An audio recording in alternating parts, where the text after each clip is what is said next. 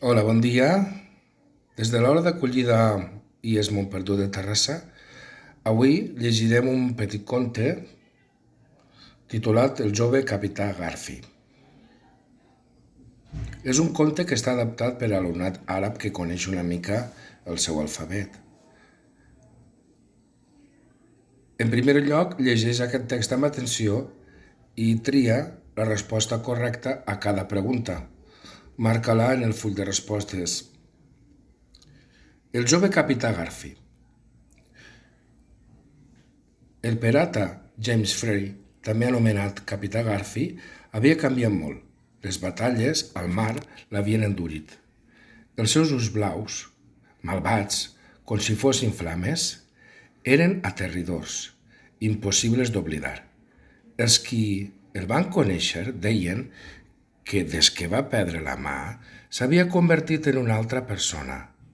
Reia poc i feia broma, amb molt poca freqüència. La bellesa femenina ja no el sorprenia i sovint prenia decisions i molt ferotges.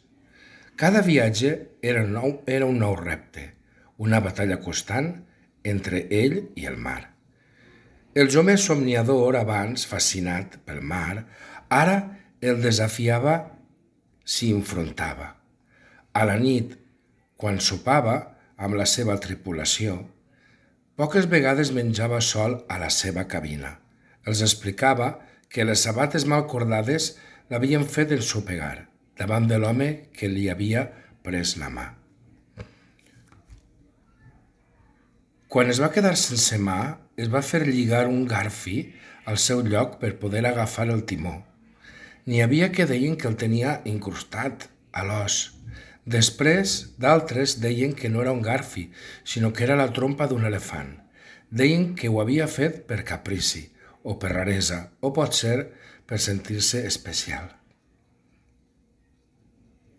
Els seus homes eren molt estranys en això, igual que en James Free. No es quedaven curts. Segons els rumors, el seu vaixell, l'Estrella del Matí, tenia un contramestre de Sicília que cantava cançons abans de cada abordatge, un indi que parlava tots els idiomes del món, un africà que murmurava encanteris abans de fer servir l'espasa i un cuiner que resava abans de desplomar els pollastres que després s'havien de menjar. Un altre rumor força estès era que en James Free era fill d'en James Brooke, el pirata més famós i temut de tots els temps, i que ocuparia el seu lloc. Això era fals. En James no sabia res del seu veritable pare i no el volia substituir per ningú. Era un solitari.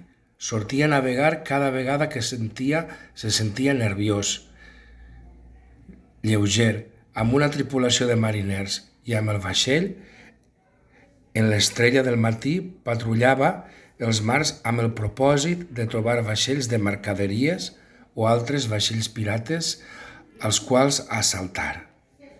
Apareixia i desapareixia com la marea, s'amagava en els ports més inaccessibles de l'arxipèlag d'Indonèsia i coneixia els corrents millor que els dofins. Sempre era el primer a atacar. El noi pirata semblava haver descobert el secret per navegar contra el temps. Bé, després d'haver llegit el text amb atenció, conjugarem una sèrie de verbs.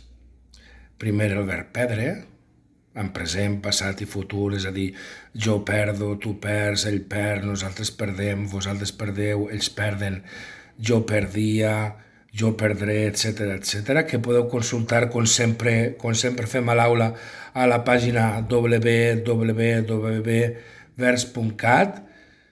després el verb riure i després el verb explicar, i tot seguit passem a llegir les preguntes i a contestar-les. Heu de triar-ne una de les 4 opcions. Primera, el caràcter del pirata James Free es va endurir perquè A, era un somiador, B, ningú no li feia bromes, C, navegava constantment, havia lluitat en moltes batalles. És a dir, heu de triar una de les 4 opcions, o la A, la B, la C i la D. I el mateix heu de fer amb les preguntes següents. 2, 3, 4, 5, 6, 7, 8, 9, 10, 11, quina de les oracions següents està ben puntuada, 12, que és un lloc inaccessible, és a dir, A, on és difícil d'arribar, B, bastant assequible, C, a prop de tot arreu, D, molt fos. Heu de triar una de les 4, només una, Repeteixo. 13, 14, 15, és l'última. De quin tema tracta el text? És a dir, de què parla el text que acabem de llegir del pirata Capitán Garfi? És a dir, de què parla? Quin seria el títol? Com era i com vivia en James? B, la història d'un vaixell pirata? C, el mar i els seus perills? O D, la part dels pirates, la vida dels pirates? Esperem que us hagi agradat i sobretot el que és important és que llegiu a poc el text, el text aquest, que el podreu escoltar amb un enllaç sonor, i sobretot perquè llegiu a poc i totes les paraules que no sapigueu les busqueu, les apunteu en un full per després poder contestar les preguntes. Doncs molt bé, espero que us hagi agradat aquest conegut conte del jove capità Garfi i que treballeu bé la llengua i que ja ens trobem en la recta final del curs i vinga, ànims i que ens en sortirem. Adeu, ma salama.